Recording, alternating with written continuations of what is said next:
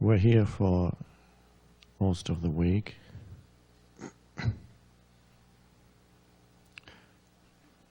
Plenty of time to go into the now.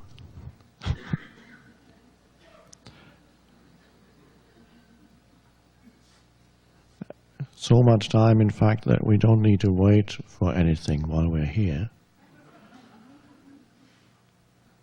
And so that's the other practice while you're here, to let go of waiting, which is a mindset. Most people are completely trapped in it, and again, it's part of the conditioned, part of the collective human conditioning to be always waiting for the next thing. So normal that most people don't know it.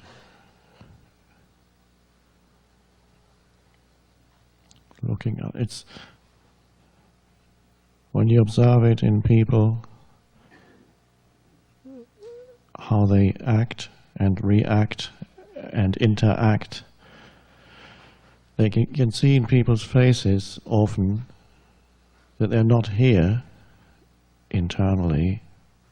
There's an absence because they project themselves continuously forward into an imaginary future that they need to get to as soon as possible, or an imaginary future that they need to fear might arrive. It's either one or the other. And so there comes that expression in their faces and an entire energy emanation that is telling you, I'm not here, I'd rather be somewhere else. You know the stickers that some people have in the back of their cars that say, I'd rather be fishing, or something like that. But that's the mindset, I'd rather be somewhere else. And it's almost they are looking for something continuously.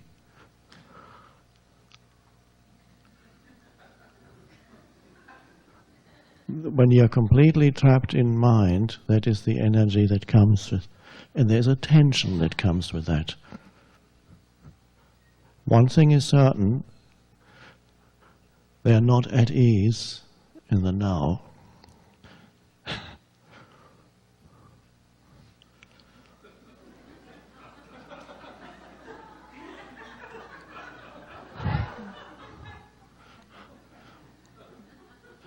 And you can living your whole life like that.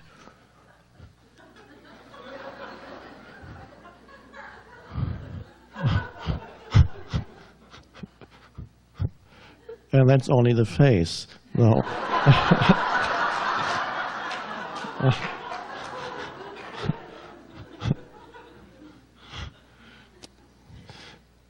The body would rather be in the now.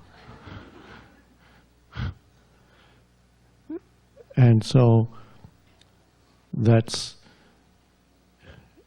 a collective pattern, not a personal problem, not anybody's personal problem. So one can observe that in oneself. This psychological need for the next moment and an unease with this moment.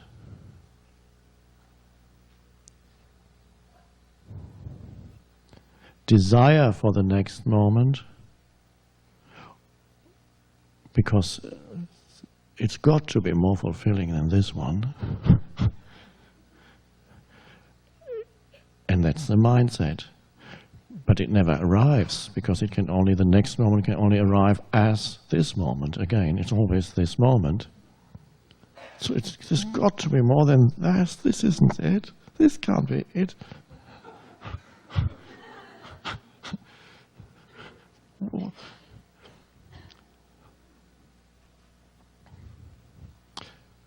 So there's the fear of the next moment, so the fluctuation between the fear of the next moment, and yet even in the fear of the next moment, you're projecting yourself to the next moment, whether it's a minute from now or next week or next year, what might happen to you or someone close to you or the world. There's the projection into a possible future situation that you don't want, but surely it'll happen. Those dreadful things will happen to me. And then they're being played out, those possibilities in the mind, continuously generating fear of future. And yet within that there is some strange compulsion that you want more of it, like an addiction. Although it's a very unpleasant state to be in, that it becomes a self-serving, the state itself wants to perpetuate itself, that state of fearful anxiety, of fearful projection. More, and then if somebody says, stop, you don't need, no, this is important, I need to worry about this.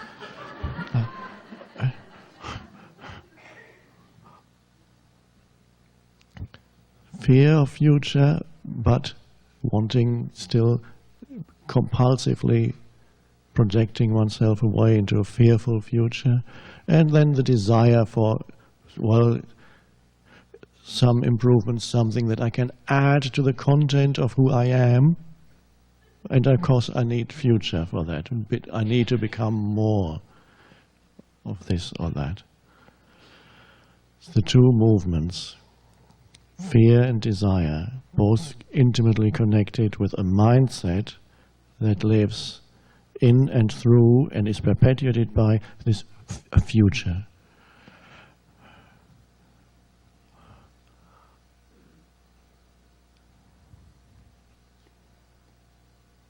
So one can observe that in oneself. The moment you observe it in yourself, you're already somewhat free of it. Oh, the mental projection, the restlessness, the unease with what is.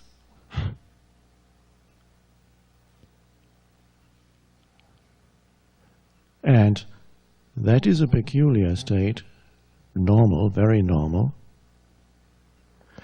It's since life, the whole of life is what is, at this moment, the whole of life is inseparable from the suchness of this moment, since there is never anything else in your experience except the suchness of this moment. It's always what is now. And the mindset, if that is a denial or a rejection or a resistance to what is now, then that is your relationship with life is one of rejection, denial, resistance, non-openness to that beautiful thing, which is not a thing, that is life, the vastness that is there, that intelligence that is there, far greater than the human mind. It's there even in your very cells. It's within, it's without. And yet you don't know it when you are trapped in these collective mindsets. There's a contraction.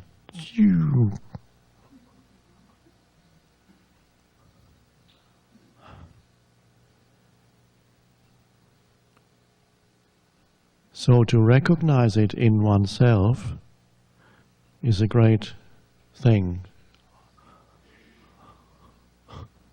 There it is. And it's often with the recognition of this mindset operating, of needing future, and feeling it even in the body, that contraction, the unease, which of course leads to dis-ease if you do it for a few years. With the awareness of it comes already freedom from it. You are not completely trapped in the pattern. You see it again, there's the seeing of it.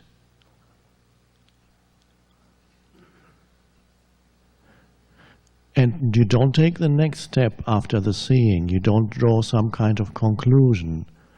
You remember we talked about seeing the impermanent nature of all forms, seeing how short-lived, how fleeting the phenomenal existence is of every life form. And not to jump to some conclusion, to stay with the seeing of it.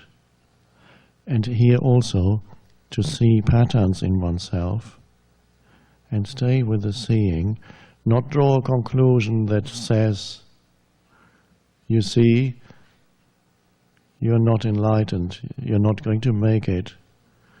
After 15 years of meditation, you're still doing it, you see. What's the point? You might as well give up, says the monologue in the head.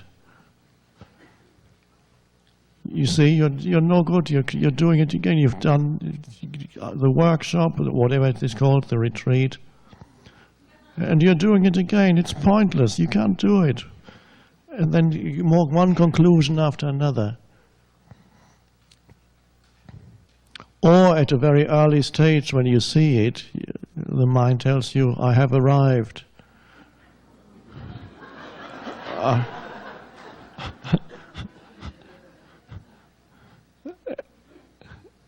And immediately you start writing a book about it.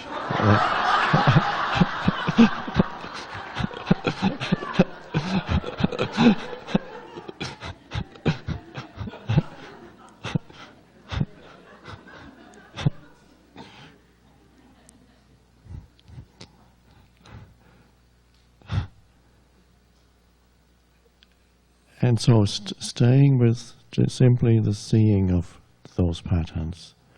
With the seeing comes, yes, there comes the possibility of stepping out into the now. It often happens without any volition on your part. The seeing is already a stepping out, one could say, of those mind patterns. And so if the one thing you get here, you catch here, it's more like you spend a few days here, but there's only one thing that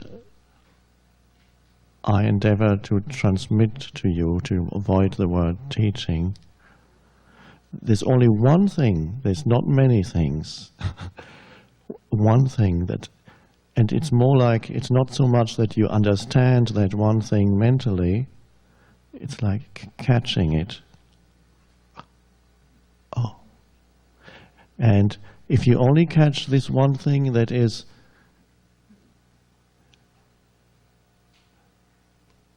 stepping out of being trapped in mind patterns, which are always associated with time, we talked about future, of course also past, stepping into the now, your attention, your awareness from being completely identified with mind forms, thoughts, and emotional forms, or completely identified with surrounding conditions, your attention separates itself from identification with forms, mind forms, thought forms, and you perceive that as suddenly stepping out of time and out of mind, the two go together, into the now, that field of now, that before didn't even exist for you.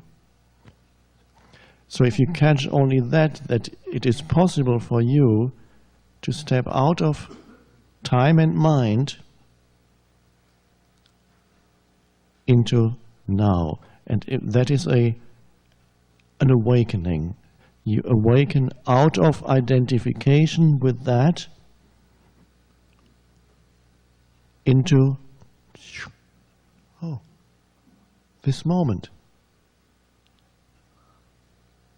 An alertness arises that can be compared to suddenly waking up from a dream. And you know, when you wake up from it, suddenly your eyes open and you go, oh,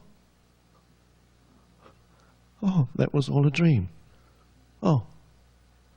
And there's a similar qualitative difference between that state of consciousness, of alert presence. This is the thing to catch here. Alert presence, and the state of dream-like state of being completely identified with mind patterns. And this is the reason why in the East, in India, ancient teachers speak of illusion and the unreality of the world, and why they use the word awakening. It's been used for thousands of years. Buddha means the one who is awake. Jesus speaks of staying awake. Stay awake, don't go to sleep. He was pointing to a state of consciousness. And so the qualitative difference between that state of being identified with mind and awakening out of that is like coming out of sleep. So in that sense, it's true to say that whoever is completely identified with their mind lives in a kind of dream world. That you have really, and it's the conditioning, it's a dream that you're kind of born into. Remember the woman I mentioned this morning said, "Welcome to my nightmare." Becomes a collective dream to some extent. Each person has their personal dream, the personal conditioning, and that is part of the collective conditioning. So here it's seeing that you can step out of that. You can only do that because by grace, so to speak, the state of presence is already arising in you. That's why I can say to you, it is possible for you to step out of that state of being immersed totally in time and mind into